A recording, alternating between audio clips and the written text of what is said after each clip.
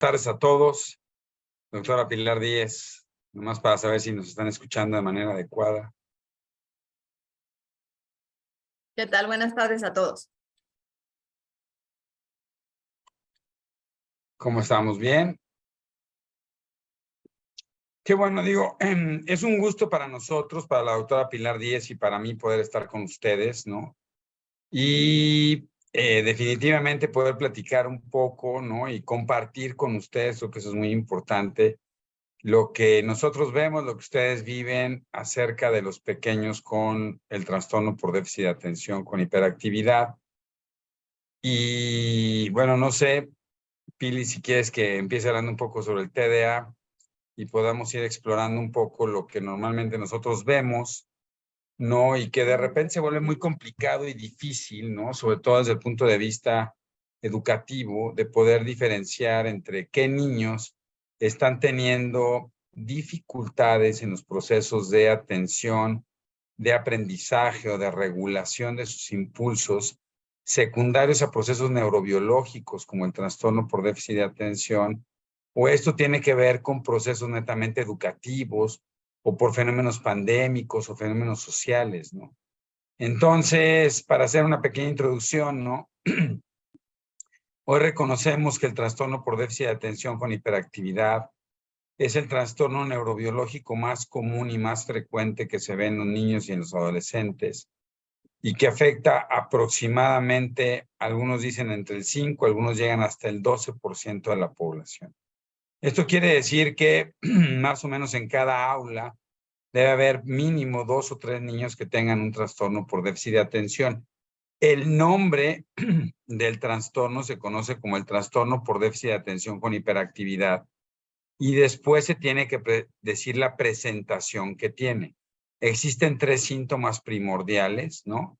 El primero es lo que te atañe específicamente a problemas de atención, que tiene que ver en niños que les cuesta trabajo mantenerse atentos, que son olvidadizos, que no logran organizar el trabajo, que olvidan frecuentemente las cosas, que no logran alcanzar los objetivos que les están poniendo.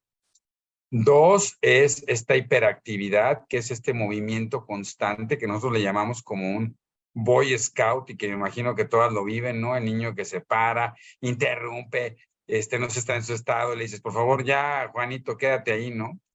Y no se queda, ¿no? Le decimos los niños lotería, ¿no? Porque empiezan a tirar todo, ¿no? El pizarrón, el borrador, los gises, se salen al baño todo el tiempo, ¿no? Piden permiso para todo en esta hiperactividad. Y yo creo que lo más difícil a veces de controlar y de tolerar por muchos de los maestros es la impulsividad, ¿no? Aquel niño que no logra regular este control inhibitorio, que la maestra le pide algo y no lo hace, que se sale, que son retadores, que son rebeldes, retan la autoridad, no hacen las cosas, y que esto normalmente se va dando de manera frecuente. Y la verdad es que a veces es muy difícil considerar si esta sintomatología o estas conductas, a qué pertenecen, ¿no? Y es algo que la doctora Díez, la jefa de imagenología del Hospital Infantil de México, amiga y colaboradora desde hace muchos años, ¿no? Pues hemos venido buscando definitivamente tratar de encontrar biomarcadores y sobre todo de poder encontrar líneas de acción directas, ¿no? Para poder establecer qué de estos síntomas dependen de la crianza o de fenómenos adaptativos o realmente necesitan o son fenómenos de un proceso neurobiológico que requieren atención. Además, hay que recordar, ¿no?, que el 70% de los pacientes con trastornos por déficit de atención tienen comorbilidades. Nosotros le llamamos comorbilidad a todos esos trastornos asociados que no pertenecen necesariamente al trastorno por déficit de atención, como pueden ser trastornos específicos del aprendizaje, esto es, niños que tienen problemas de lectoescritura, que les cuesta trabajo poder diferenciar entre la derecha y la izquierda, que voltean las letras a leer o al escribir, que tienen problemas en el cálculo mental que se llama discalculia. Es común que muchos de estos niños tengan ansiedad, que son niños que de repente se siguen haciendo pipí o no controlan esfínteres o que explotan fácilmente, que tienen problemas de socialización, ¿no? Que a veces es bien interesante porque de repente pueden ser niños que son muy buleados o niños muy buleadores, que niños que hacen cosas como que parecieran muy agresivas. Y todo esto es un conjunto de síntomas que al final impacta directamente sobre cómo los niños se van comportando en el salón de clases. Ahora, definitivamente consideramos que la pandemia exacerbó, y no sé cuál sea su experiencia, digo, ustedes deben tener mucho más experiencia viendo a estos niños, pero me imagino que ahora que regresaron de clases en línea, clases presenciales, se ha vuelto realmente muy difícil de repente poder manejar a muchos de estos pequeños que la Organización Mundial de la Salud reconoce que traen como 1 o 2 años de desfase, que les ha costado mucho trabajo organizarse e integrarse a los procesos académicos que se les está pidiendo y que me imagino que muchos de ustedes están viendo el desfase, sobre todo entre primer y segundo año de primaria, sobre procesos de lectoescritura, procesos de atención, aprendizaje y todo lo demás, ¿no? Ahora, nosotros, y se reconoce a nivel mundial el trastorno por déficit de atención como una situación que impacta directamente en los circuitos que ayudan a favorecer la modulación de estos procesos y que no dependen de la situación cognitiva. Esto es, que a un niño que le está yendo mal en la escuela, que a un niño que no está logrando seguir indicaciones, que no logra terminar los trabajos, que tiene una lenta velocidad de ejecución, sea por una situación más de paternidad o de educación o realmente que sea un proceso educativo. Y más porque yo siempre les digo que tener trastorno por déficit de atención es como yo que necesito lentes, ¿no? O sea, al final los lentes no impactan sobre mi capacidad cognitiva. Ya veo que muchos de ustedes usan lentes, ¿no?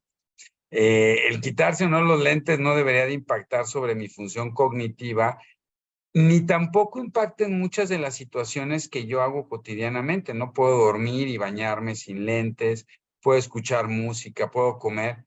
Cada quien depende evidentemente de la graduación que tenga, pero al final si quiero leer un texto y no tengo mis lentes, pues me va a costar mucho trabajo poderla leer. Entonces, lo importante es que si yo detecto que el fenómeno realmente pertenece a un trastorno neurobiológico como tal, donde están involucrados varios de los neurotransmisores, y al igual que la miopía, que es una situación genética, ¿no? Porque me tocó ser miope y no tiene que ver porque mi mamá me dio o no me dio seno materno, porque me cuidó bien o no me cuidó bien, o me dio leche de liconza o me dio leche de Lala o lo que sea, ¿no? Es muy interesante porque pues me tocó, ¿no? Me tocó ser miope desde hace 50 años y pues ahí traigo los lentes todavía. Y al igual que el trastorno por déficit de atención es un problema neurobiológico, que lo heredan los niños y les va dificultando este proceso. Y que es muy importante entender, por un lado, que es un fenómeno genético. Dos, que es un fenómeno que no depende de la madurez cerebral. Esto es, y con los estudios que ha hecho la doctora Pilar Díez, ¿no? Que es una vanguardista a nivel nacional sobre el tema, hemos descubierto que no tiene que ver con el fenómeno de madurez, que esto es indispensable entenderlo. No es una cuestión que va a pasar con el tiempo. O sea, si yo no intervengo, definitivamente no le voy a ayudar al niño que pueda mejorar. Y esto es muy importante, sobre todo por los procesos de qué debo esperar de él y yo cómo puedo como maestro, como escuela ayudarlo.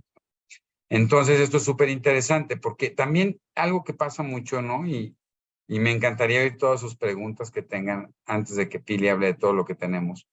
Pero al final es bien interesante porque normalmente a veces se piensa que TDA es igual a fármaco, ¿no? Y lo que hay que entender es que no necesariamente tiene que ser eso. El trastorno por déficit de atención es entender que un niño que es más latoso, que es más hiperactivo, que no puede aprender, tiene un problema neurobiológico, que necesita lentes. Y estos lentes se pueden ofertar de muchas maneras, ¿no? Y para eso se llama un tratamiento multimodal. El tratamiento multimodal tiene que ver con el hecho de que yo puedo ofrecer terapias específicas de aprendizaje, neurocognitivas, cognitivas de aprendizaje, cognitivas conductuales, psicoterapia, que puedo tener definitivamente algunas estrategias no farmacológicas como son la suplementación de ácidos grasos omega 3 a dosis altos, que puede ver con algo que se llama neurofeedback, que tiene que ver en cómo ponemos algunos estímulos cerebrales a través de electricidad y evidentemente de los fármacos, ¿no?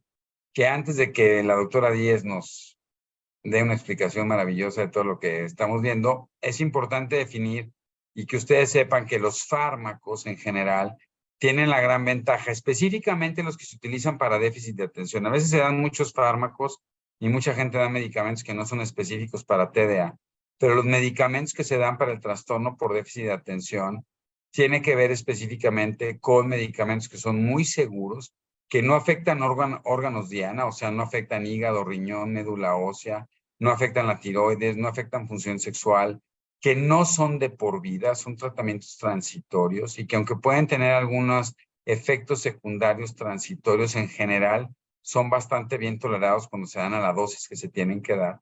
Y evidentemente hoy, gracias al desarrollo de la tecnología, hemos encontrado algunos biomarcadores de los cuales ahorita nos hablará la doctora Díez, que tiene que ver en resonancia magnética funcional, donde ya puedo medir cómo se están conectando diferentes zonas a nivel cerebral. Y eso nos ha permitido empezar a dar tratamientos específicos, no farmacológicos, que tienen que ver en la forma como yo puedo estimular regiones específicas cerebrales. Y esto tiene que ver, por ejemplo, cómo estimulo la región netamente frontal a través de un mecanismo que se llama DIVA. Y este DIVA tiene que ver con la estimulación de regiones cerebrales a través de radiofrecuencia. Entonces, para que vean que hay muchas opciones terapéuticas y que siempre tiene que haber una relación directa entre la propuesta terapéutica y el trabajo que se va a hacer en casa y evidentemente las escuelas, ¿no? Las escuelas son fundamentales en ese trabajo multimodal para poder establecer lineamientos y poder salir avantes en el tratamiento. Bueno, ya hablé mucho, doctora Díez, no sé usted qué quiere hablar sobre al respecto, por favor. Hola, buenas tardes a todos. Olga, muchas gracias por la invitación. Es un placer estar aquí con ustedes y con el doctor Barragán, con quien siempre hacemos investigaciones y siempre estamos como tratando de encontrar el hilo negro de algunas cosas, ¿no? Y parte de la charla esta que queremos llevar a todos ustedes es que el déficit de atención, así como algunas otras entidades neurológicas, tienen o no tienen forma de probarse desde el punto de vista más que clínico, ¿no? Como era el caso del déficit de atención. El déficit de atención básicamente lo diagnosticaba la vecina, la muchacha, la mamá y la gente que a veces está con los niños y que dice, híjole, es muy intranquilo, seguro tiene déficit de atención, ¿no? Y no teníamos hasta hace poco tiempo ningún biomarcador con el cual nosotros pudiéramos decir que algo pasaba en el cerebro de estos chiquitos. Subimos en semanas anteriores, Olga, es verdad, ¿no? Subimos una serie de videos en donde tratamos de explicar de una manera lo más sencilla posible lo que estamos haciendo. Y bueno, desde el punto de vista de la imagen, el doctor Barragán siempre llega con sus cuestionamientos muy difíciles de resolver y nos pone en jaque a todos los radiólogos, y entonces planteó que seguramente habría en estos chiquitos algunos circuitos cerebrales que estuvieran alterados. Entonces el reto fue para nosotros tratar de probar que esos circuitos estaban alterados, ¿no? Entonces lo que hicimos nosotros fue a través de la imagen por resonancia magnética, que la mayoría de ustedes puede... Se puede. ¿Perdón? De igual manera. No escuché. Bueno, la resonancia magnética es una técnica de imagen en donde no usamos radiación y que nos permite no solamente visualizar el cerebro desde una manera anatómica, sino que además nos permite verlo de manera funcional. Entonces, cuando el doctor Barragán llegó y nos dijo, seguramente tienen alguna alteración funcional estos chiquitos, pues empezamos a tratar de buscarlos mediante una secuencia de resonancia magnética que se llama tractografía, y básicamente explicándolo de manera muy simple, lo que hace la tractografía es que ve los tractos o las vías neuronales o las carreteras neuronales que llevan información de un lugar a otro. Y lo que hicimos fue comparar niños que no tenían déficit de atención contra niños que tenían déficit de atención, tanto niños impulsivos como niños con problemas más de atención. Y lo que nosotros encontramos es que efectivamente los chiquitos con déficit de atención tenían menor número de tractos en el cerebro. Voy a tratar de compartir la pantalla.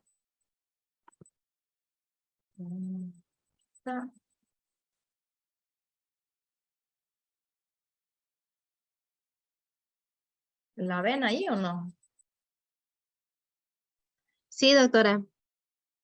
¿Sí Sí, ven la imagen? sí, Yo no Sí, la, sí se yo ve. no la, yo no la veo, pero bueno, ok. Aquí en donde tenemos una imagen en donde tenemos Sí se ve, pacientes. ¿Se ve? sí se ve, sí, se ve. sí se ve.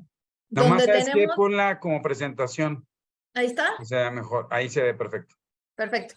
Entonces, tenemos pacientes, controles sanos, en donde vean como el número de tractos, de trayectos, de carreteras, de información que va de un lugar al otro, es mucho más que los niños que tienen déficit de atención. Esta es la primera vez que se logró probar que estos circuitos estaban alterados en estos pacientes. Y esto básicamente ayudó muchísimo porque no es que las mamás no estén haciendo lo debido, no es que la medicina no esté logrando lo que debe hacer, sino que estos circuitos de verdad, estos chiquitos los tienen apagados por alguna razón.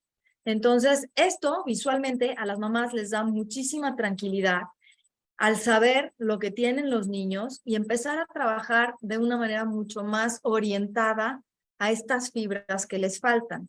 Entonces, miren, aquí tenemos otra vez la imagen de un niño sano.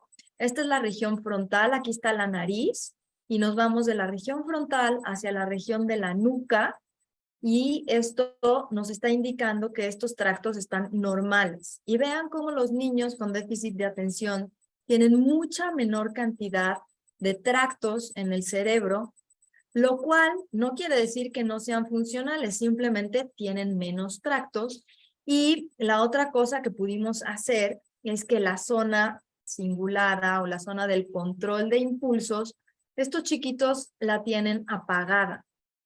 Entonces, estos niños no tienen forma de controlar su impulsividad y eso hace que todo el tiempo estén brincando, saltando, haciendo maroma y media en clase. Nosotros lo que hicimos después de dar tratamiento como muy enfocado a los pacientes y después de un año de estarles dando tratamiento tanto médico como terapéutico con terapia conductual, pues lo que encontramos es que, miren, estos chiquitos que tenían el déficit de atención y era la primera imagen, después de un buen tratamiento enfocado, ya una vez hecho el diagnóstico, ven cómo el número de tractos aumenta de manera importante. Y esto coincidía con la clínica que el doctor Barragán y su equipo estaban viendo y permitía entonces hacer una muy buena correlación entre la imagen funcional de la resonancia magnética con la clínica de los pacientes. Esto también nos ayudó a ver que algunos de los pacientes, miren aquí, tenían antes del tratamiento, cómo estaban básicamente los tractos anulados o tenían muy poquitos, y después del tratamiento con medicamento y terapia conductual. Esto también nos permitió distinguir entre pacientes que tenían déficit de atención, que eso es lo bonito de la pediatría, y ahí el doctor Barragán me podrá corregir mejor, pero conforme se van madurando las estructuras neuronales, se van orientando los diagnósticos. Es bien difícil a veces hacer diagnósticos cuando los niños llegan muy pequeñitos y dicen, a los 2 años tiene déficit de atención. Pues a lo mejor no, hay que darle tiempo que madure el cerebro y que nosotros podamos ver si están alteradas estas fibras o no. O son niños autistas y entonces tienen 10 años y les dicen que son autistas cuando el diagnóstico tendría que haber sido mucho más temprano. Entonces, todo esto es muy importante porque la imagen por resonancia magnética se ha vuelto una piedra angular en el diagnóstico del déficit de atención, porque visualmente se puede comprobar, se puede explicar a los papás, a los maestros, a las personas cuidadoras de estos chiquitos, y podemos entender y tratarlos de una manera como mucho más integral, ¿no? Entonces, bueno, esto es desde el punto de vista de la imagen. Y pues bueno, a mí me encantaría saber si tienen alguna pregunta, alguna duda respecto a esto, qué es lo que ustedes ven en los salones, qué dudas tienen sobre el diagnóstico. Y ya no sé cómo compartir la pantalla, nada más la cierro y listo, ya está. Perfecto. Entonces, pues bueno, básicamente eso es lo que tenemos desde el punto de vista de la imagen y lo que hemos estado trabajando con el doctor Barragán, igual con niños que tienen autismo, que tienen déficit de atención, que tienen problemas de lectoescritura, y todos estos chiquitos tienen un patrón de imagen distinto que nos ha permitido ir haciendo como un mapeo para poder identificar hacia dónde se está moviendo el diagnóstico, la enfermedad y el pronóstico y el seguimiento en el tiempo de estos pequeñitos. No sé, Lalo, si quieras agregar algo. Bueno, no sé, yo quisiera, digo, a la mitad de la plática, si tienen alguna duda, comentario o alguna situación que ustedes nos quisieran decir, por favor. Le pido a la audiencia que abra su micrófono y bueno, creo que Olivia Mancera quiere preguntar algo, alzó la mano, después Ricardo Yabur y adelante, a preguntar se ha dicho porque creo que esta es una gran oportunidad, ya que realmente el déficit de atención hasta el día de hoy o de hace algunos meses, gracias a la vida y a la doctora Pilar y al doctor Barragán, pues ya no es la única alternativa, la medicación o cualquier otro, más otro tipo de entrenamiento, ¿sí? Adelante.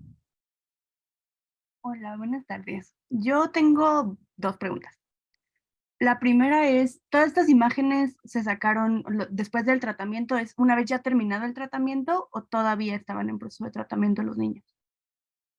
Estas imágenes se sacaron de manera inicial cuando a los niños se les hizo el diagnóstico de déficit de atención. Se comparó con pacientes sanos y al año después del tratamiento, duró un año el tratamiento, se volvieron a evaluar y ya tenían cambios en las estructuras tractográficas. La razón por la cual esperamos un año es que el cerebro necesita cierto número de meses o de tiempo para poder hacer estas interconexiones y poder ver en la resonancia magnética algunos de los cambios. Ahora con el tratamiento que estamos dando del aparato con radiofrecuencia en viva, lo que estamos haciendo es acelerar un poquito este proceso de formación de tractos y estamos viendo muy buenos resultados, pero normalmente hay que esperar un poco de tiempo y en ese momento que no estaban dándose el tratamiento con viva, sino solamente era con medicamentos y conductual, se esperó un año para poder hacer el seguimiento. Okay. Entonces, básicamente estuvieron el año en tratamiento y al terminar ese año de tratamiento todavía. O sea, no estuvieron un año sin tratamiento, sino un año de tratamiento completo. Cuando terminaron el tratamiento, Bueno. se hizo el estudio, sí. Ah, ok. Exacto, fíjate que es muy interesante porque al final la tractografía, Olivia, lo que mide es cómo está la activación de estos circuitos. Entonces es como estar haciendo ejercicio. Si tú pones a hacerte ese ejercicio en este momento, pues ojalá, ¿no? Yo quisiera, ¿no? Que me pudiera hacer ejercicio en el gimnasio y después de 2 días me viera como los que le gustan a la doctora Díez, ¿no? Como Aquaman, ¿no? O sea, me viera así ponchadísimo, estaría increíble. Pero es parte de un proceso. Entonces, la tractografía lo que mide es este fenómeno de cómo la fibra se va consolidando en la conectividad. Y entre mejor conectividad tiene, se ve mejor. Si digo alguna cosa, doctora Díez, que no es, usted me dice. Entonces, por eso era importante primero ver la comparativa, y ustedes pueden ver cómo está comparándose un niño sano contra un niño con déficit de atención, donde demostramos, y esto era muy importante, porque normalmente, como no tienen una manifestación clínica, y no me dejarán mentir, ¿no? Si ustedes ven un niño con parálisis cerebral, o sea, un niño que tiene una silla de ruedas, que no se puede mover, que tiene una distonía, puedes ver su incapacidad. Este fenómeno hace que tú lo veas y digas, pues este niño necesita apoyo. Pero un niño con autismo, un niño con trastorno por déficit de atención, no lo ves. No lo detectas. Y es muy triste porque al final eso genera un estigma y una y genera lo apartamos, ¿no? Solo por el hecho de que no se vea normal. Entonces, lo que nosotros estábamos tratando de ver es cómo demostrar a través de un estudio objetivo, porque fíjense qué interesante, muchos de ustedes como maestros o a veces las psicólogas piden un electroencefalograma. ¿Quién pide un electroencefalograma? Para ver si tiene una madurez cerebral. Yo lo que siempre les digo es pidan los electros a los neurólogos, ¿no? A los papás para ver si están maduros. Nadie va a estar maduro. Pero al final es porque el electro no mide la madurez. No me permite ver si un niño tiene TDA o no. Es como tratar de ver a través de un electroencefalograma, Olivia, o Olga, o Patricia, o Pilar, o José Luis, o Ricardo, si te gustan las enchiladas o los frijoles, ¿no?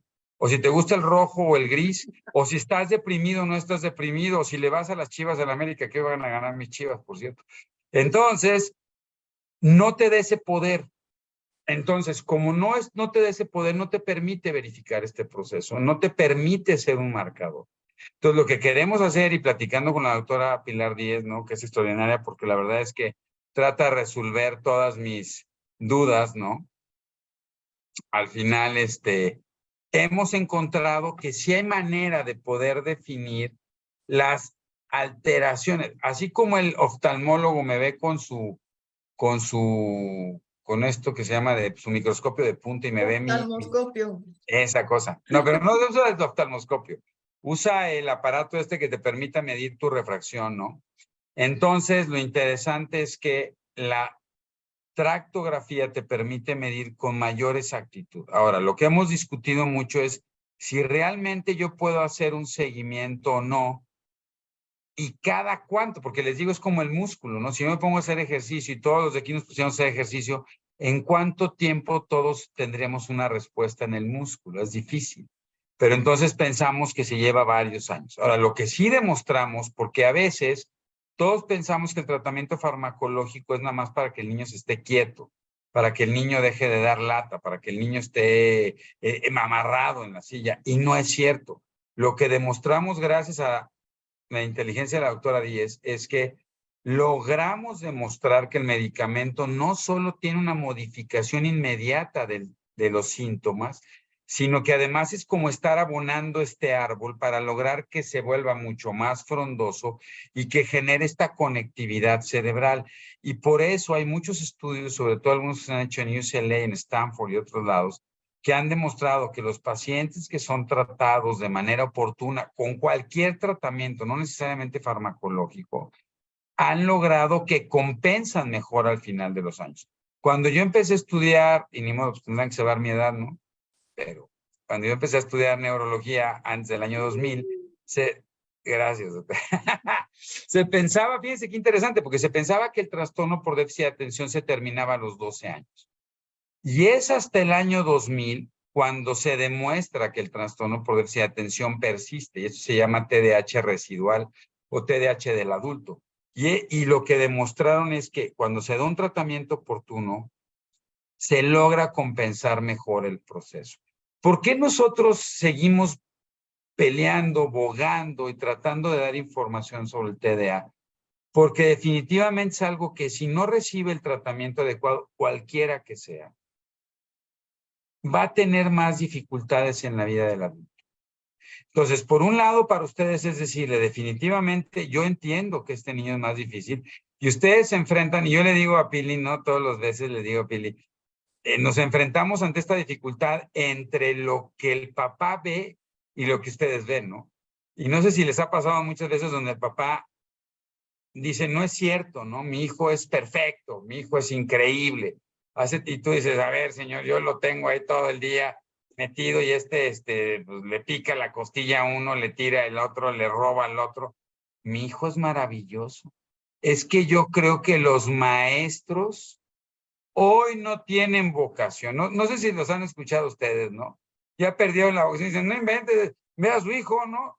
Si no lo tolera ni usted durante media hora. Entonces, es súper interesante porque lo que estamos intentando decir es, pero no, o sea, Al final el problema es el niño y el niño es el que tiene que verse beneficiado con un proceso terapéutico y por eso es tan importante, es decir, el trastorno por déficit de atención no fue una invención, no es algo que yo quiera, es realmente un trastorno neurobiológico que hoy podemos demostrar, gracias a los estudios de la doctora Díez, que sí existe y que definitivamente podemos ayudarlos a resolverlo trabajando con ellos.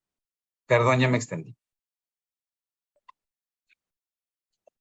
Así es, y otra cosa que creo que es importante mencionar, yendo un poquito más allá de lo que hemos hecho con la imagen, es que no solamente hemos podido en estas carreteras ver cómo se van encendiendo a través del tratamiento, del inicio al final del tratamiento, sino si pudiéramos medir los cochecitos que van dentro de estas carreteras, que son la información que va de un lugar al otro. Estos cochecitos avanzan a una velocidad distinta en los niños con déficit de atención que en los niños que no tienen déficit de atención. Inicialmente, al principio del tratamiento, esta velocidad era curiosamente mucho más rápida en los niños con déficit de atención. Y es esta parte que dice el doctor Barragán de que están tratando de compensar que solo tienen una avenida donde circulan todos los coches y tienen que circular rapidísimo y entonces hay muchísimos coches circulando rapidísimo que no van a ningún lado porque solo hay una avenida. Y con el tiempo, conforme se van encendiendo más vías, estos cochecitos o esta información o este patrón de señales nerviosas se va distribuyendo en estas vías y entonces la velocidad baja, pero van con un sentido más enfocado hacia algún lugar. Y entonces es cuando nosotros empezamos a ver que estos chiquitos empiezan a controlarse, a tener una mejor respuesta ante los estímulos, que pueden tener una impulsividad menor ante ciertas circunstancias que les pueden generar mucha ansiedad. Y eso es lo que nosotros estamos tratando de hacer, ¿no? Tratar de contener a estos niños para que puedan ser lo más funcionales posibles y no se vuelvan, como lo dice la enfermedad, porque ya lo es, un problema de salud pública, ¿no? Sino tratar de contenerlos lo más que pueda y que sean niños y adultos funcionales, porque lo único que tienen son algunos circuitos apagados que se pueden encender con el tratamiento adecuado, ¿no? Y esa sería como la principal idea de lo que estamos haciendo y tratando de ayudar a los chiquitos. No sé si tengan preguntas, dudas. Buenas noches, yo tengo una.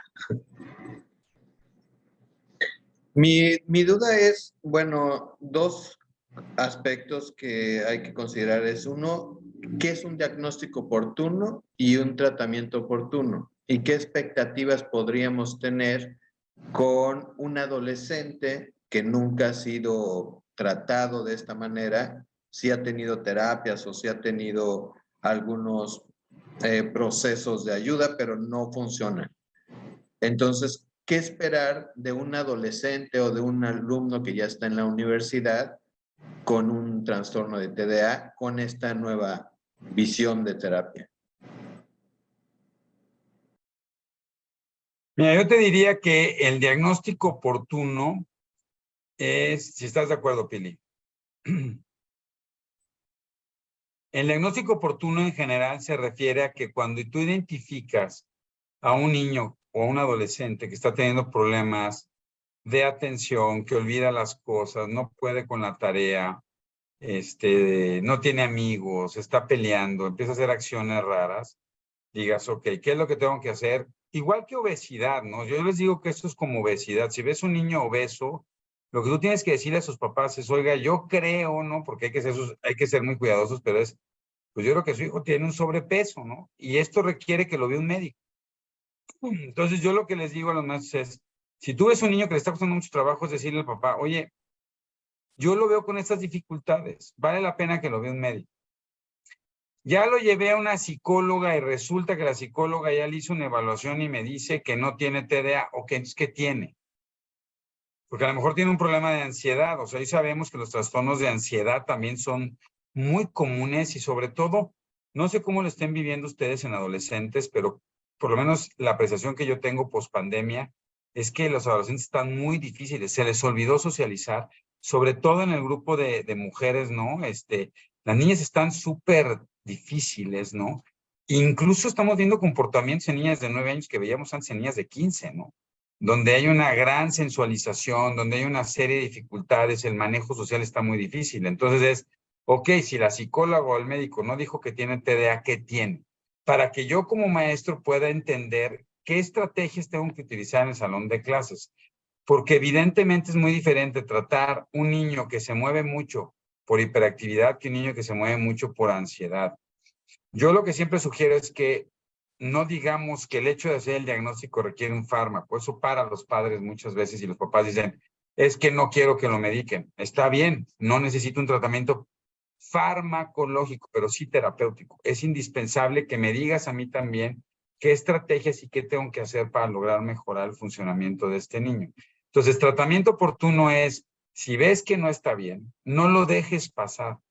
A lo mejor le das un mes, ¿no? Sobre todo a niños que conoces y que a lo mejor iban muy bien y de repente tienen una reactividad, dices, bueno, puede ser un fenómeno de ansiedad, ¿no? A lo mejor hay una separación de los padres, a lo mejor hay hostigamiento de los padres, a lo mejor hay un problema de otra índole.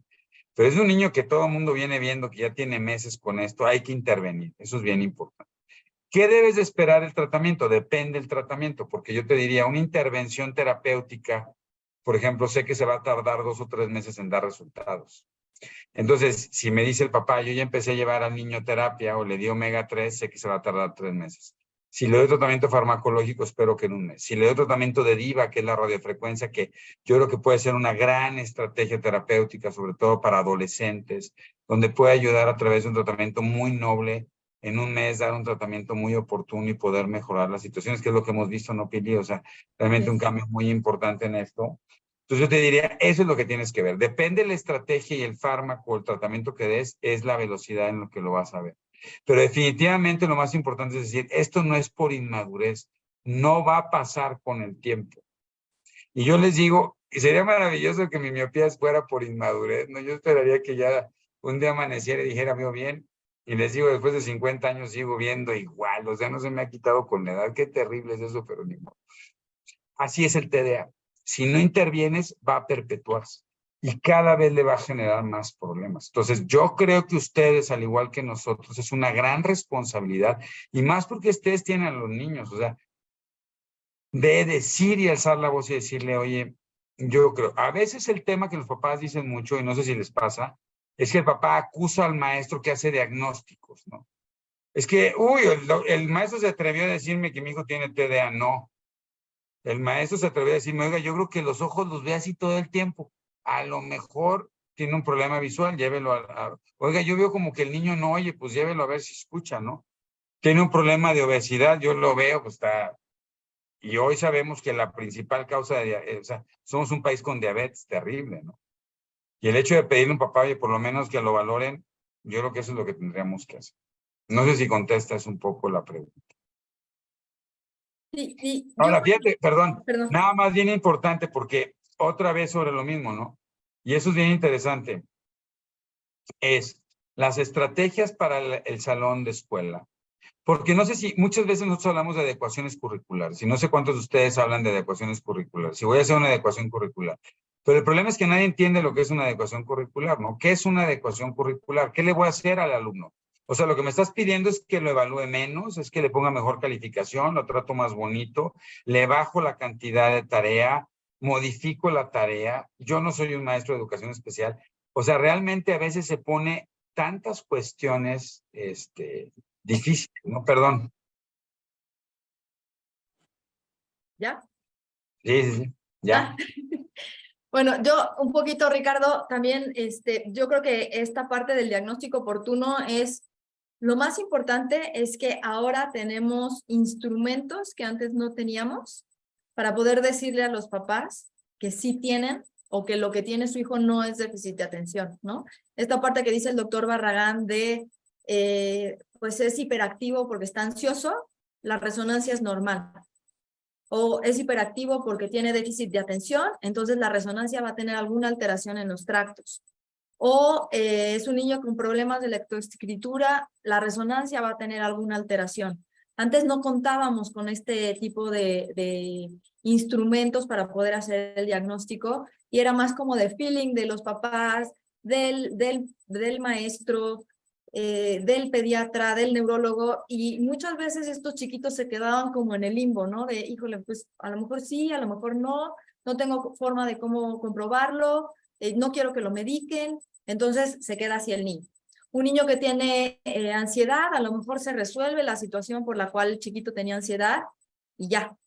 Pero si a los niños con déficit de atención, a los chiquitos con espectros autistas y eso, no se les da tratamiento y seguimiento en el tiempo, sí pueden al final no ser tan funcionales como alguien que a lo mejor tiene una crisis de ansiedad espantosa, pero le puede durar menos tiempo, se medica, se trata o no se necesita medicar y sale, ¿no?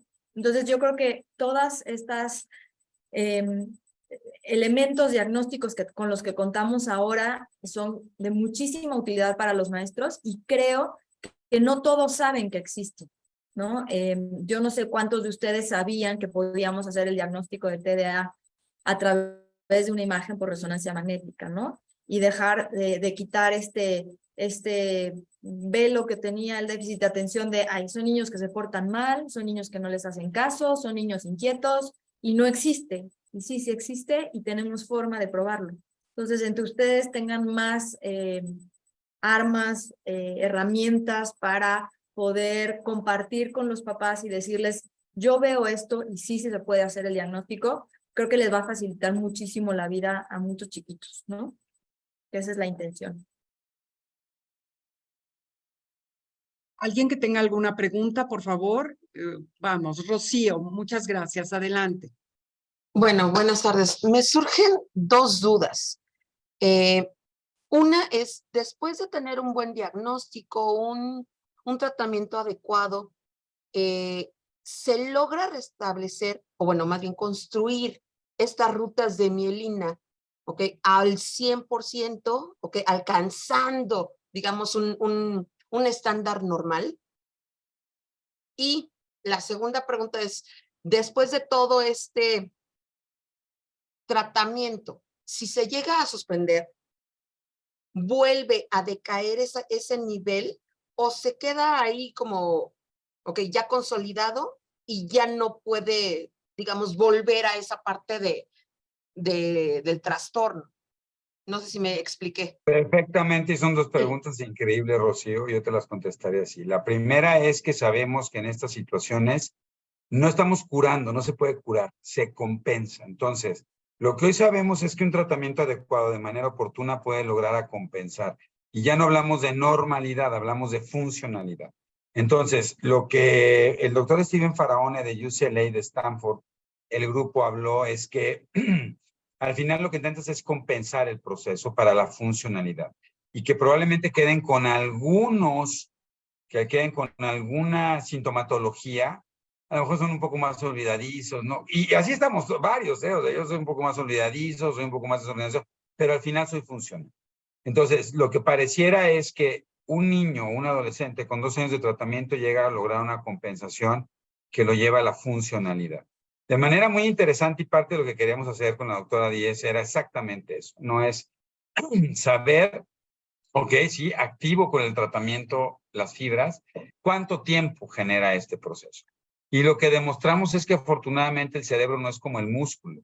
En el músculo yo hago un montón de ejercicio, me pongo ponchado y dejo de hacer ejercicio y tristemente yo quisiera verme como hace 40 años, ¿no? Me vería increíble y pues no, ya hice mucho ejercicio, pero el cerebro no. El cerebro lo que demostramos es que una vez que se estabiliza, ya no decae. Ahora, el único problema es que la célula neuronal sí es más lenta en el fenómeno de conectividad que otras células. Por ejemplo, si ustedes llegan a morder y generan una úlcera, las células de la mucosa oral se recuperan muy rápido. En una semana dejo de tener la úlcera. Si me da un infarto cerebral, me voy a llevar meses o años en el restablecimiento. Es mucho más lento. Por eso lo que pensamos es que más o menos requieren de un proceso de 2 años. Ahora, en el Hospital Infantil de México, yo tengo 28 años ahí y hemos hecho varios estudios de seguimiento por 20 años. Y lo que hemos visto, y estamos a punto de publicarlo, es que el 70% de los niños que fueron tratados logran generar una compensación. Y esto quiere decir que ya no requieren no solo de tratamiento farmacológico, sino de terapias, apoyos escolares especiales. Por lo tanto, sí creo que, o sea, lo que estamos demostrando es que por lo menos 2 años de tratamiento logran la compensación suficiente. Tienen, les digo, algunos síntomas, ¿no? Más si se casan, ya saben que los casados siempre nos encuentran cosas, ¿no? Pero en general, normalmente son funcionales. Por lo tanto, esa es la importancia del diagnóstico temprano y la funcionalidad. Solamente hay 2 o 3 comorbilidades, o sea, estos síntomas asociados que en general tienen mal pronóstico. Y mal pronóstico me refiero a que son individuos que van a tener muchos problemas a lo largo de su vida. El primero son conductas disociales. Los niños que tienen TDA, que tienen conductas disociales, que son niños maldosos, que son niños que generan, por ejemplo, que hacen agresividad con animales, ¿no? Que hacen agresividad con sus compañeros, que parece que no hacen empatía. Esos niños que no se les ha tocado, esos niños que de repente pareciera que no sienten el sufrimiento o la tristeza del otro, ¿no? Y se ensañan. Ese es un trastorno de la personalidad, es un trastorno del control inhibitorio y definitivamente tiene un mal pronóstico. Pareciera que requieren tratamientos a largo plazo y en general esto incrementa de manera muy importante no solo los problemas de robo, de situaciones, sino de consumo de sustancias y otra cosa. 2 es que lo que se ha visto es que tengo que trabajar con la familia. Si dentro de la familia tengo una mamá o un papá que tiene trastorno por déficit de atención y sobre todo si el papá tiene comorbilidades importantes como alcoholismo, drogadicción, en general, también tiene un factor de mal pronóstico. Tenemos que trabajar muy fuerte con la familia. Eso es indispensable. Y eso también es porque yo les digo, ¿no? Si la mamá, el TDA es altamente hereditable. Cuando ustedes ven un chico con TDA, lo más seguro es que mamá o papá tengan esto. Entonces, si yo no trato a la familia, no les van a dar el tratamiento, no van a dar el seguimiento, ¿no? Y les pasa, ¿no? Señora, por favor, hagan esto y hagan esto y no lo hace. Y tú te enojas con la mamá, pero si la mamá tiene TDA y no recibe tratamiento, tampoco lo va a hacer. Entonces es bien interesante porque aquí es donde entra el fenómeno de binomio. Y ese es un factor de mal pronóstico. Y 3 es que el niño tenga un ámbito otra vez un poco familiar, pero que también tenga una comorbilidad importante con depresión o ansiedad y no se ha tratado. Si un niño tiene una comorbilidad importante con ansiedad y depresión y no es tratada y nomás intento tratar el TDA, pero no trato lo otro, en general van a formar problemas de personalidad. Y se ha visto que muchos de estos chicos pueden formar trastorno de personalidad limítrofe, borders o trastornos depresivos importantes hacia la adolescencia. Por lo tanto, aquí hay que hacer diagnóstico temprano, hay que apoyarlos, hay que ayudarlos, a ellos y a las familias. ¿Contesté, Rocío? No sé si contesté. Sí, gracias. Perfecto. ¿Alguien más tiene alguna pregunta, por favor? Vamos, pregunten. Muchas veces tenemos preguntas y decimos, no la hago porque me parece o pequeña o insignificante y todas son importantes. Patricia, adelante. Buenas tardes. Bueno, yo quisiera preguntar si, por ejemplo, nosotros como profesores platicamos con los padres, bueno, que es lo que comentaba ahorita el doctor Barragán, ese chico tiene un historial normal en preescolar, primaria, secundaria, pero resulta que llega a la preparatoria y en la preparatoria empezamos a ver, sobre todo después de esta pandemia, empezamos a ver que el joven empieza a tener este comportamiento de ansiedad, de movimientos como este digno de estarse moviendo seguido la pierna, estar moviendo los brazos porque hay cierta desesperación. Empieza a tener como está en el salón de clase y hace ruidos, pues no sé, de repente ruidos extraños, ¿no? Que no sé, a lo mejor gritar, reírse de repente. Pero entonces aquí, ¿qué estaríamos viendo, doctor y doctora? Estaríamos viendo un joven que detonó su problemática en este momento, ya en la adolescencia, o que ya traía eso desde antes, pero que no se había detonado tan fuerte, no lo sé ahí, pero me ha tocado que hay jóvenes, pues, ¿no? Que tienen ese historial impecable y que entonces de repente ya vemos a los familiares que acuden con el psiquiatra, y que ese niño ya llega de repente medicado. Entonces, un niño totalmente diferente a lo que conocíamos. Fíjate que es Esa es una interesantísimo. pregunta. Ah, Sí, perdón, esa es una pregunta. Y la otra es que tiene que ver esto porque, por ejemplo, veo ahorita a la doctora Pilar y de hecho en los videos que nos enviaron muy interesantes antes de ingresar a la conferencia, pero ¿a dónde acudir entonces? Porque los padres, lo primero que uno detecta o que los padres platican con el profesor es, ¿sabe qué? Mi hijo está yendo al psicólogo, está medicado porque tiene diagnóstico de TDA. Y entonces ahorita veo a la radióloga y veo al neurólogo y mi pregunta es, y que también la hace la compañera Pilar Leal, ¿no? Entonces, ¿a dónde deberían acudir los padres cuando se detecta estos síntomas, ¿no? No sé, estas evidencias con el alumno, con el joven? Entonces, fíjate, esas son Pati, que mis es súper interesante las dos preguntas que haces. Perdón, doctora Díaz, ¿usted quiere o me- adelante. Son son súper interesantes también, ¿no? Porque los criterios diagnósticos cambiaron. Y en términos generales, antes se decía que puede ser el diagnóstico cuando los síntomas aparecían de los 7 años de edad. Se modificó hacia los 12 años de edad. Entonces, aquí es muy interesante porque si un niño no había tenido dificultades durante este trayecto escolar y de secundaria, y en realidad no había tenido ningún problema, y empieza a manifestar síntomas conductuales de hiperactividad, aislamiento, impulsividad, agresividad, problemas de atención, lo más seguro es que no se TDA. Lo más seguro es que represente cualquier otra situación. Y eso es muy interesante, ¿no? Sí puede pasar, y de repente hemos visto que hay padres muy sobreprotectores que durante la primaria, sobre todo en niñas inatentas, hay que recordar que las niñas son más inatentas.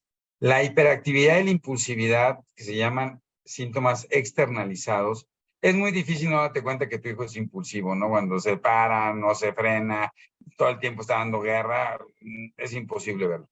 Pero la inatención a veces puede suceder, ¿no? Que sea medio olvidadiza, que tenga problemas, y a veces los padres le van haciendo la tarea. Pero casi siempre estos niños, cuando llegan a secundaria, yo lo veo como el coche, el V8, ¿no? Y el V4 Turbo, ¿no? Que aunque cuando van parejitos no hay problema, pero cuando llega la subida al final, si es una subida muy empinada, no les da. Entonces, normalmente en secundaria, cuando los papás los sueltan, porque es el momento de que sean más independientes, ya no les da. Por eso se diagnostica el TDA. En prepa, si es un niño que en primaria y secundaria ve muy bien, y en prepa empieza a tener manifestaciones, ojo, el primer diagnóstico que hay que hacer es depresión. Los chavos están entrando en depresión, hay una gran fragilidad de la personalidad, están siendo muy vulnerables a dos temas que hemos identificado en el Hospital Infantil de México en Neurología. La primera es identificación de sexo. Yo no sé cómo les está yendo con la identificación de género y con todo el fenómeno sexual que se está dando en los chavos, adolescentes, donde les está costando mucho trabajo tener esta psicoidentificación sexual, saber hacia dónde van, cómo moverse, cómo interpretarse. Y dos, es un fenómeno de aceptación, que la verdad es que a mí lo que me ha preocupado es que el fenómeno de aceptación se ha adelantado muchísimo. Y hoy estamos viendo niñas de 9 o 10 años de edad que quieren ver qué tenis usas y que para que me acepten tengo que traer el celular, la ropa, hablar de ciertas cosas, escuchar cierta música. Eso es algo que vimos post pandemia, que antes de la pandemia en general lo veíamos hacia los chavos de prepa, universidad, donde tú esperas que tengan una mayor capacidad. Digo, y eso tiene que ver con madurez, que es algo que aprendí mucho con Pili, ¿no? Y a través de los estudios, cómo se va conectando el frontal, que es el que me da fenómenos de raciocinio y otra serie de fenómenos muy interesantes. Y que hoy lo estamos viendo muy adelantados, ¿no? No sé cómo lo han visto ustedes, pero ha sido un tema realmente muy difícil. Y entonces los chavos los que están disparando son fenómenos ansioso-depresivos, ¿no? Dificultades de adaptación, se cae el proceso atencional, se ponen mucho más irritables, mucho más demandantes. Ojo, hay que buscar más un fenómeno conducto emocional que un TDA per se. Y eso es muy importante porque las estrategias son totalmente diferentes. Entonces, además hay que estar seguros que estos niños realmente no tuvieron durante la primaria y secundaria ningún problema. Porque luego te dicen los papás, no, el niño iba a toda madre, sí, ¿quién hacía la tarea? Bueno, yo se la hacía, ¿no? Para que no, porque la maestra que le tocó era, ya sabe, la maestra era bien regañona, entonces para que no le regañara a mi hijo, pues yo le hacía su tarea y se la entregaba. Y eso pasa un montón. Pero en secundaria ya no, o sea, difícilmente un niño libra a la secundaria teniendo trastorno por déficit.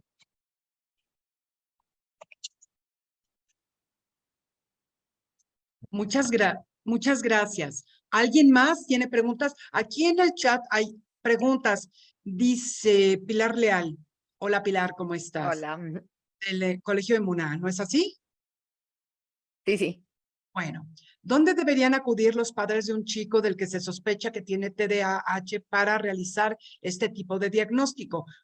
Más o menos, si, bueno, no sé si puedan hablar de esto, más o menos cuáles son los costos, si hay un costo unificado, si podrían ser variables, etcétera. ¿Con quién se comunican? Es decir, los maestros están pidiendo, aquí hay otros que preguntan lo mismo, ¿con quién podemos enviar a los papás? Sí, porque en general ahorita cuando pides desde la escuela en términos generales que les hagan algún tipo de evaluación o diagnóstico, pues suelen ser los tradicionales. O sea, por lo menos en mi caso, nunca se ha pedido o se ha sugerido o nadie ha traído un estudio como el que están ustedes platicando, ¿no? Exacto. Entonces, ¿a dónde Sí, podríamos Pilar, dirigirles para definitivamente. sugerirles? ¿Sí? Lo que necesitamos es que los evalúen, ¿no? Y la idea es que, lo decía también Pati, ¿no? O Patricia, perdón. O sea, al final lo importante es que los evalúe o un psiquiatra o un neurólogo pediatra. En general, los dos somos los recomendados para poderlos ver. Evidentemente, muchas veces se manda al psicólogo y el psicólogo hace una evaluación y también es adecuada y dependiendo de la evaluación, lo manda un especialista. Ahora, si sigue existiendo una gran controversia, ¿no? O si ustedes ven que los padres definitivamente están muy renuentes al tratamiento farmacológico donde se les tiene que dar, entonces nosotros sugerimos que puedan ir a las clínicas de BMT, ¿no? Donde en general podemos ofrecerles un apoyo, podemos ofrecer apoyos y evidentemente podemos darles opciones terapéuticas, ¿no? El teléfono es el 55 55 45 54 65. Lo repito para todos Otra ustedes. vez, sí, para que lo pongan. 55 55 45 54 65. Si se fijan, nos encantan los 5. Así quedó. Pero entonces, Doctor, pero al final es así. ¿Y o sea, el nombre de la clínica que dijo que no lo entendí bien? es Brain Magical Team o BMT. Vamos moviéndonos todos. Bueno, y ahí yo también quiero mencionar, después del comercial del doctor Barragán, yo iba a decir que los mandaran con el doctor Barragán, pero ya se autogolió él, entonces, muy bien. Pero... No, que lo manden a donde quieran, no pide, o sea, al final es... No, pero o sea, lo que... importante es porque a veces no pueden llegar por ubicación y lo que sea, pero yo creo que es importante que ustedes identifiquen un médico donde se lo puedan enviar. Yo siempre les digo, porque a veces los papás, no sé cómo los han sentido ustedes, también cuando los mandas con alguien específico, dudan y dicen, no, pues es que seguro, no, aquí está, me manda nomás con entonces ya tiene la relación y me lo va a diagnosticar porque lo quieren poner con chocho. O sea, los papás a veces están muy sensibles y autocríticos del tratamiento farmacológico, entonces tiene que acudir, ¿no? Yo siempre les digo, está perfecto, no, yo sugiero pero al final puede ir con cualquiera siempre y cuando sea un especialista que vea estos trastornos y me pueda decir yo cómo tratarlo, porque al final el médico se convierte, al igual que los maestros y la escuela, en parte de este gran grupo de tratamiento que tienen que armar los papás. Sí, pero lo que yo quiero decir, más allá de lo que dice el doctor de la clínica BMT, que la verdad es como una clínica donde tenemos toda la parte integral para poder hacer el diagnóstico, el tratamiento de los pacientes, es que ustedes como portadores de las áreas donde ustedes están trabajando puedan llevar esta información que es muy novedosa y que mucha gente desconoce, inclusive, y Lalo no me dejará mentir, hay muchos psiquiatras psicólogos, inclusive neurólogos, que todavía siguen diciendo que el déficit de atención no es una enfermedad real. Entonces, que nosotros tengamos este biomarcador y podamos enseñarle a los papás visualmente lo que está pasando con sus hijos, les da mucha tranquilidad, porque de alguna manera la mamá dice, es que yo lo llevo a la terapia de lenguaje, a la terapia de va a natación, hace tenis, toma matemáticas, y no puede, pues no puede, porque tiene las carreteras apagadas, ¿no? Entonces, que visualmente los papás puedan identificar en dónde tienen que trabajar específicamente, creo que les facilita mucho el caminar o el transitar con estos chiquitos. Y en cuanto también baja la ansiedad a nivel familiar, que era lo que decía el doctor Barragán, pues básicamente el chiquito o la chiquita pueden estar más tranquilos, ¿no? Y sí, en la clínica de Brain Magical Team que tenemos, aparte de hacer el diagnóstico con imagen por resonancia magnética, que está los neurólogos, que tenemos la máquina donde estamos dando radiofrecuencia con muy buenos resultados, creo que tenemos una atención integral donde pueden acudir los papás y de manera accesible pueden preguntar, pueden identificar si el problema es o no lo que ellos están pensando, lo que el neurólogo dice, y después tomar la opinión que quieran, ¿no? Eso es importantísimo, pero que sepan que existen estas opciones, ¿no? Que no están solos y que toda la pasión con la que hacemos las cosas, el doctor Barragán y yo y todo el equipo que trabaja con nosotros, de verdad nos han costado muchos años de investigación para poder traer esta información a todos ustedes y que podamos llegar a la mayoría de los chiquitos que tengan alguna dificultad con estos temas, ¿no? También chiquitos con autismo, con problemas de lectoescritura, todos estos chiquitos podemos ayudarlos. Pilar, lo que pasa es que hoy día se ven más casos de Asperger también, ¿sí? Y de autismo ya con estas características típicas del autismo. Entonces creo que es muy importante que la audiencia sepa que no solamente se da el tratamiento para los déficits de atención. Yo vi el caso de ustedes de una chiquita que al principio, bueno, no chiquita, una adolescente, porque además todos los aquí presentes tienen alumnos. Algunos tienen alumnos desde kinder hasta preparatoria, pero otros nada más preparatoria. Sí, yo vi el video de una niña de ustedes que al inicio, bueno, antes del tratamiento, la niña no hablaba. Después del tratamiento, con su máquina, con todo esto que ustedes, pues sí, con las vitaminas, con los aceites, por ejemplo, el omega, bueno, todo esto que ustedes proponen, la chiquita, bueno, o la adolescente ya cantaba.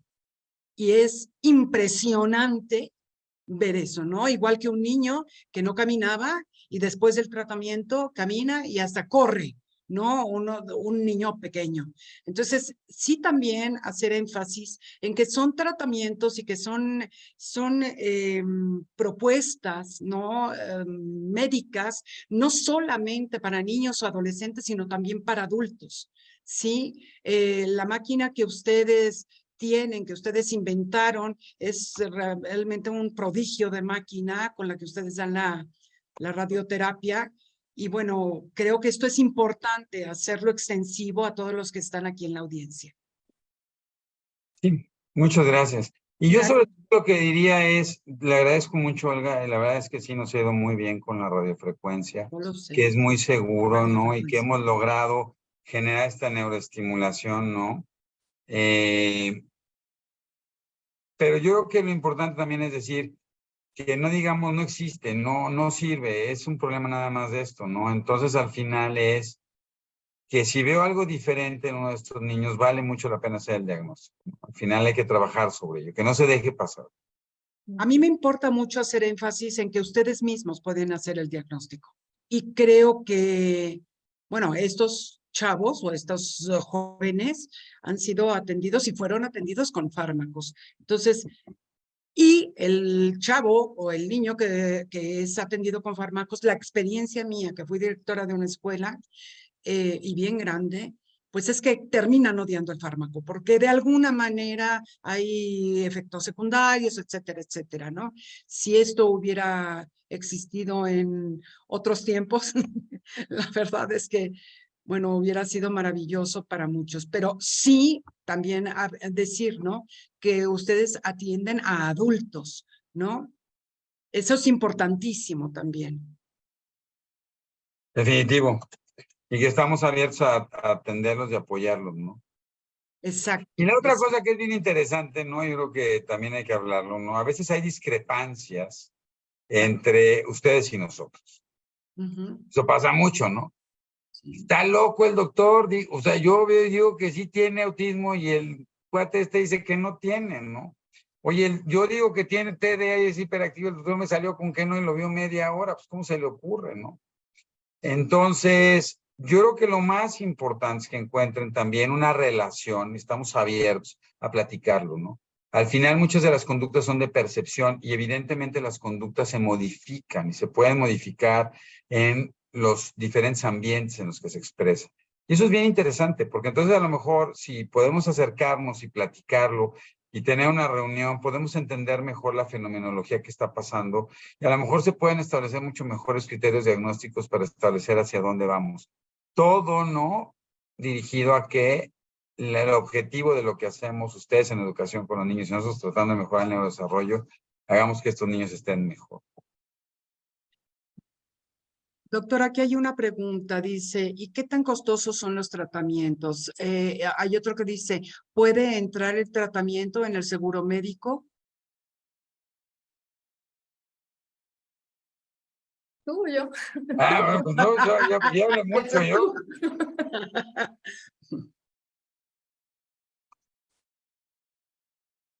Ah, bueno, o sea, sí, decirles que al final del camino esto puede entrar en seguro médico, depende mucho de el tipo de seguro que tengan, ¿no? Y la causa. Porque recuerden que a veces la sintomatología depende de la causa. La sintomatología es como la fiebre, ¿no? Si yo tengo fiebre, no necesariamente quiere decir que tenga faringitis o que tenga otitis.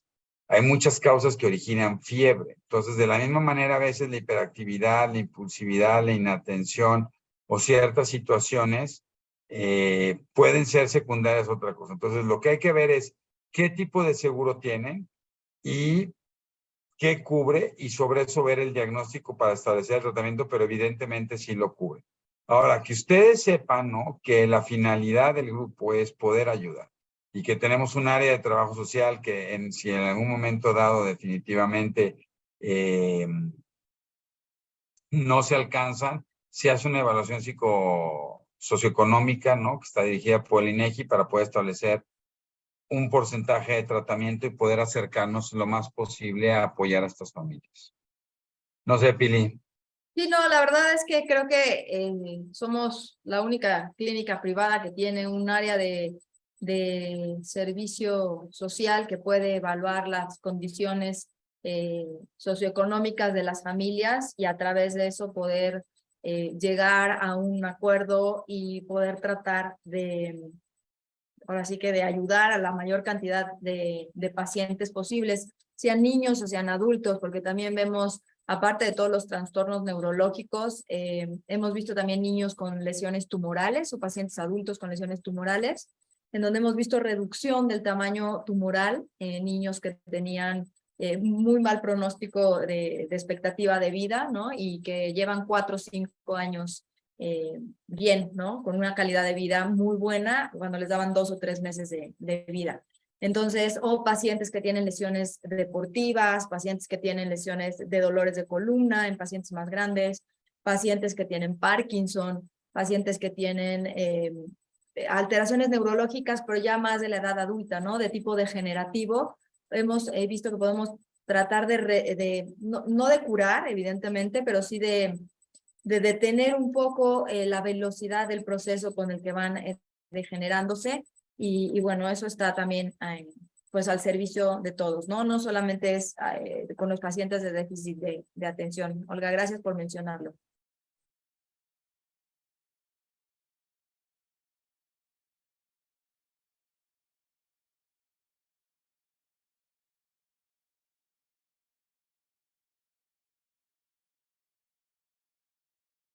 Tienes tu micrófono apagado, Olga. Está preguntando Carolina, dice, ¿en qué consiste el tratamiento? ¿Cuánto dura para un niño con déficit de atención y un niño con Asperger? Bueno, En un general, adolescente. Ya. no te te oyes, oí. tienes apagado, Pili. Muy bien por mí, ya, gracias.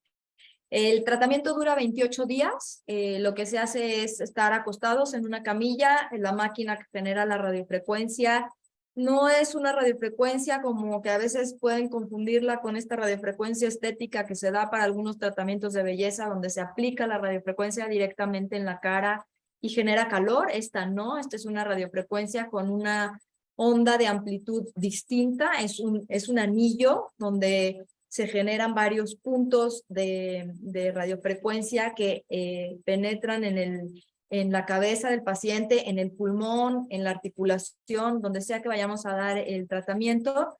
Y lo que hace es que a través de estos cambios en la amplitud de las frecuencias con las que nosotros movemos los parámetros, podemos activar o desactivar las membranas celulares, ¿no? Entonces, el tratamiento dura 28 días, los pacientes tienen que estar recostados, no genera ningún dolor, no genera ruido, no hay ninguna cosa que sientan los pacientes dentro de la máquina. Son 28 días, 50 minutos, y se valora después de eso cómo van avanzando los pacientes. Algo que es súper importante es que no tiene ningún efecto secundario. O sea, la verdad es que lo peor que puede pasar es que no pase nada, pero básicamente no sé, Lalo, si me recuerdas, pero creo que de los, ¿cuántos pacientes hemos metido? ¿200 pacientes o un poco más? A lo mejor 2 niños nos han dicho que no han visto grandes cambios, ¿no? Pero la verdad es que todos los pacientes han ido hacia la mejoría y bueno, cada vez que sale un niñito hablando, caminando, más concentrado, que tiene déficit de atención y puede estar en el salón de clases sin brincar, sin pegar, la verdad es que para nosotros es como si nos sacáramos la lotería y el premio Un Nobel, 10, ¿no? y nos pusieran un Nos 10. da muchísima alegría. Lloramos cada vez que vemos los videos de los chiquitos cuando salen, ¿no? De la máquina. Y no todos los niños necesitan el tratamiento, o sea, también eso hay que decirlo, ¿no? O Así sea, es. sí hay que evaluarlos y a ver quién sí va a requerir o no tratamiento. Ujú. Lo cual no quiere decir que no ocupen otros tratamientos, ¿no? Apoyos terapéuticos, fisioterapia, todos los apoyos, toda la estabilización y todo el trabajo con ustedes es vital. Entonces yo creo que eso de entrada pues, es muy importante. Sí, que sepan que si no requieren el tratamiento, no van a ese tratamiento, ¿no? Van al tratamiento que esté indicado, ¿no? Pero que Sí, y sepan que hay una rápidamente opción. me sobre algunas preguntas, perdón amiga, ¿no? Poder compartir algunas estrategias para apoyar a los estudiantes con TDA en secundaria prepa es muy importante, Eva, porque depende mucho si es inatento, si es más bien hiperactivo impulsivo, si tiene un trastorno específico del aprendizaje o no. La realidad es que por eso el tratamiento es multimodal e individualizado. Y sí tratamos de estandarizar. O sea, hay estrategias como muy generales, pero sí tengo que saber más bien la sintomatología para poder establecer estas estrategias en general, ¿no? Creo que eso es bien importante. El síndrome de Tourette, que es un síndrome de tics y que en realidad en general tiene que ver con tics motores que puede ver normalmente en la cara o tics fonatorios donde hacen ruidos, silban o tosen. En general, el síndrome de Tourette o síndrome de Gilles de la Tourette también se asocia con trastornos psiquiátricos importantes, ¿no? Sobre todo en trastorno por déficit de atención, trastorno de ansiedad o trastorno obsesivo compulsivo. Y en general estos niños sí se pueden ver muy beneficiados, requieren tratamiento sí o sí, y se pueden ver muy beneficiados con los tratamientos por radiofrecuencia, ¿no? Y bueno, ya hemos hablado dónde deben de acudir, ¿no? Muchas gracias a María por lo que nos comenta.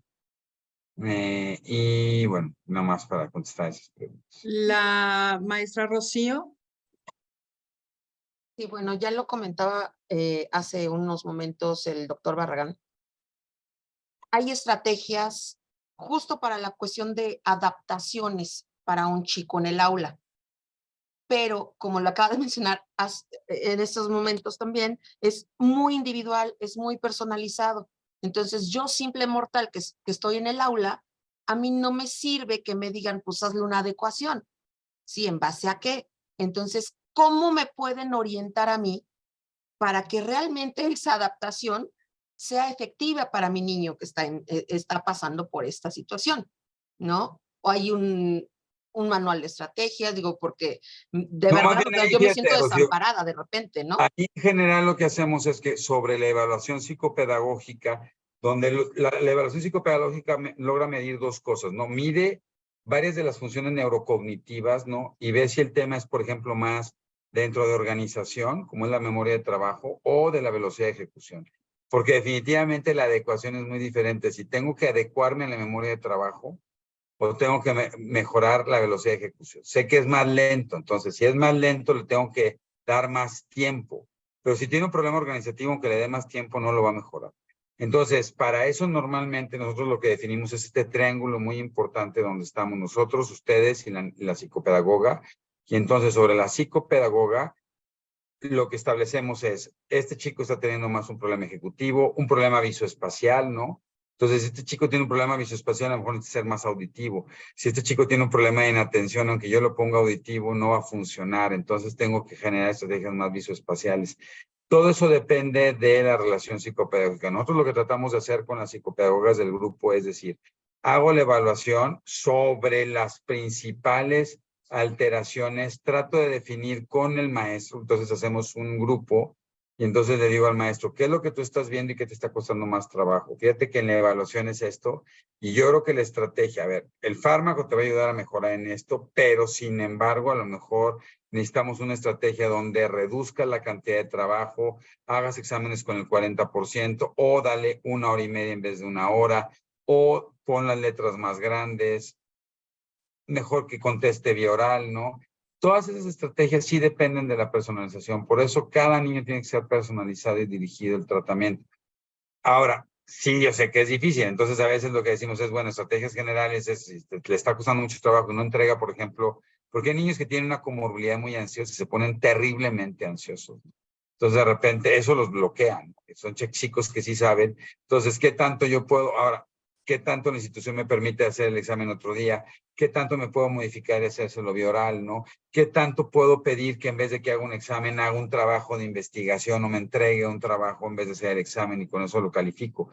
También depende mucho de las instituciones, pero en general esa es la personalización que vamos buscando con chicos con TDA.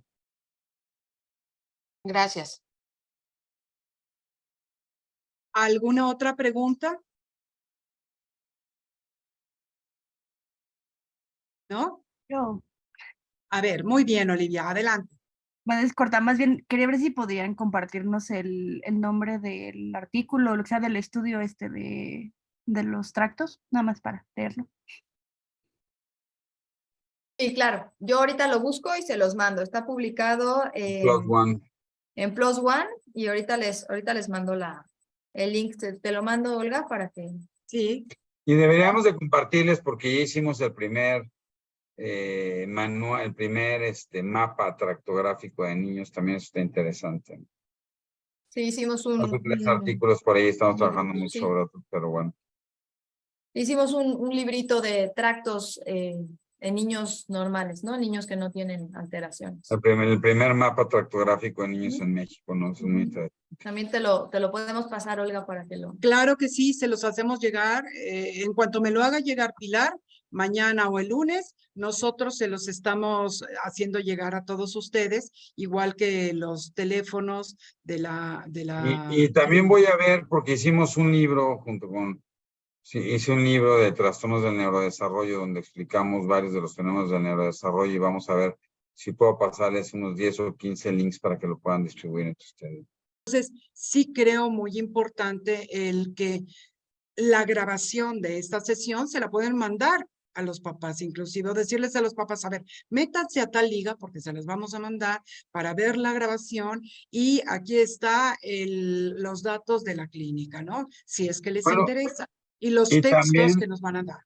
sí, y también sería interesante, maestra Olga, tenemos un canal de YouTube que se llama Cerebros en Desarrollo y lo pueden ustedes buscar donde tenemos grabadas más de 250 pláticas en YouTube También en Spotify nos pueden buscar como Cerebros en Desarrollo.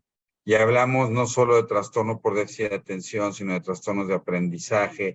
Tenemos varias pláticas donde hemos discutido con maestros y psicólogos exactamente este tema, porque cada quien tiene su trinchera, ¿no? Entonces de repente entramos en estas discusiones interesantes. Y, o sea, yo creo que es bien interesante, cada quien lo ve desde una perspectiva diferente, ¿no? Ustedes, ahora, yo siempre les digo, ¿no? O sea, al final, bendito sea Dios, yo los veo en consulta media hora, 45 minutos, ¿no? El que Sí, está pero con ustedes los niños de tienen 8 a diario. 2, sí, de 8 a 2 es ustedes, ¿no? Entonces, se vuelve complicado. A veces los padres tampoco tienen mucho contacto con sus hijos, ¿no? Creo, y no sé cómo les fue en la pandemia, pero muchos niños muchos papás en la pandemia dijeron, oye, sí es cierto lo que dice la maestra, ¿no? O sea, mi hijo es difícil. Así es, así es. Y les dieron la razón, dijeron, no, sí, el maestro es un héroe, no aguanta. Bueno, la razón y la capa de héroe, exacto. Sí, Sí, no, sí. sí estuvo bien No es complicado. lo mismo, ¿no? Desde afuera, ver los toros desde la barrera. Entonces, sí es complejo. Yo creo que, por eso yo normalmente lo que les digo es, no intentar dar diagnósticos, porque inmediatamente muchos de los papás se ponen en una gran negativa, ¿no? Así es. Y no es más bien decir, oye, yo veo a tu hijo más rebelde, veo a tu hijo más disperso, me cuesta trabajo que se sume a sus compañeros, y yo sugeriría, ¿no?, que valdría la pena que hicieran una evaluación. Eso a veces ayuda a mitigar un poco y realmente lograr que papá busque, ¿no?, esta atención que me parece que es indispensable. Y bueno, yo, no sé si tengan otra pregunta, yo tengo una sesión, pero ahorita estoy en el Congreso de Neuropediatría en Chihuahua, tenemos una sesión, pero bueno, cualquier cosa, están nuestros números, está en la página de Cerebros en Desarrollo, pronto estará la página de BMT, y tratamos de mandar el libro Maestra Olga para que puedan estar ahí.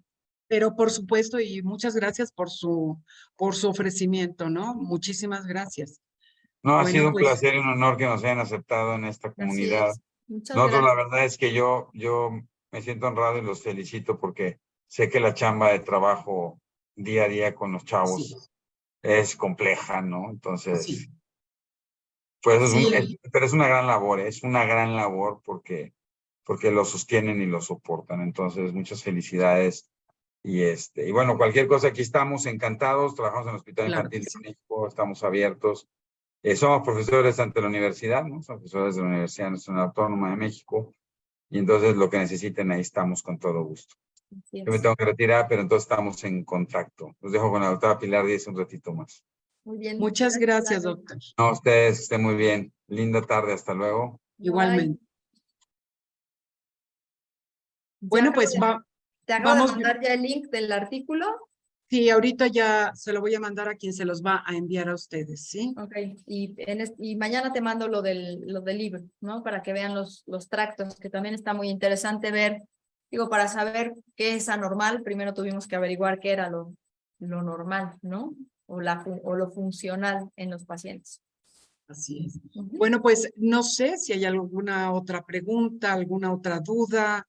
Acuérdense que todas las preguntas son igual de valiosas y muchas veces nosotros no nos atrevemos a hacerlas, sin embargo, otra persona sí. Si no hay más preguntas, bueno, pues entonces daremos por terminada la sesión. Doy 3 para que, para que puedan decir, oye, Se hoy nota que son acabo. maestros, ¿eh? 1, 2. Sí, es que además están agotados, ¿no? Y eso es importante.